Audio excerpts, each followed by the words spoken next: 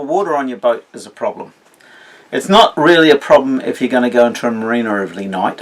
We don't really do the marina thing. We like to sort of stay out. And in the east coast of Australia now too, it's even hard to find a tap. Some of the fuel wharfs don't even have water on them anymore. About 14 years ago, I decided if we're going to go cruising, we needed a desalinator. So I looked around and they wanted $10,000 for a 100 litre an hour desalinator. So I thought, okay, alright, how do I get out of this? We'll have a go at making one. So we built our own desalinator.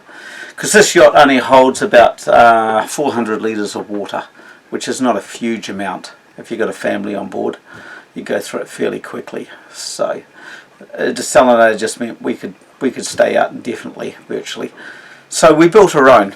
So here's a very, very quick rundown on how we built our own desalinator. I'll do a more in-depth one if anybody wants to know on how to build your own desalinator in the future. I looked around at buying a desalinator, and you could spend $3,000 on a desalinator that made 5 litres an hour of water. I thought, alright, if I'm going to build one, I might as well build the biggest one I possibly could. And to do that, you need lots of energy. So I decided to build the desalinator to run off my diesel engine. So there's heaps of power. So basically, a real quick, simple rundown.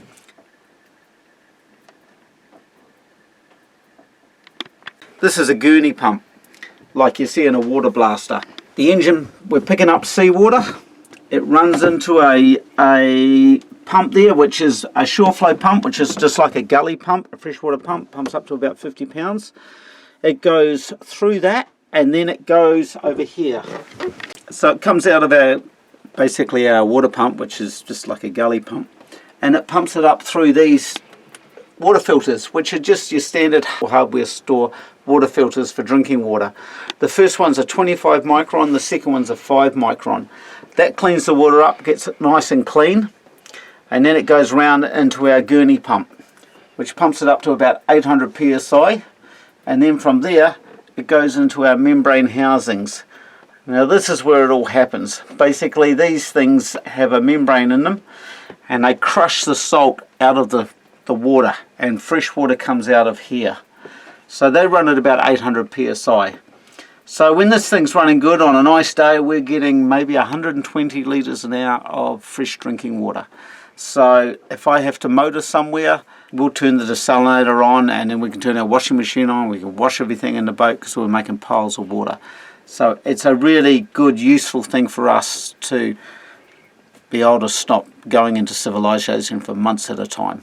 We can carry months of food, we can carry months of diesel, but if you don't have one of these, you can't carry months worth of water. Works good. Living on a yacht for 30 years.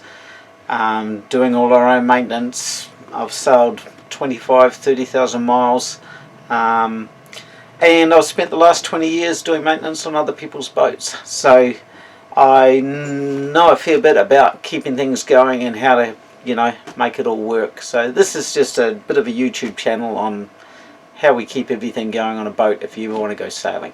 So that's us. So please subscribe.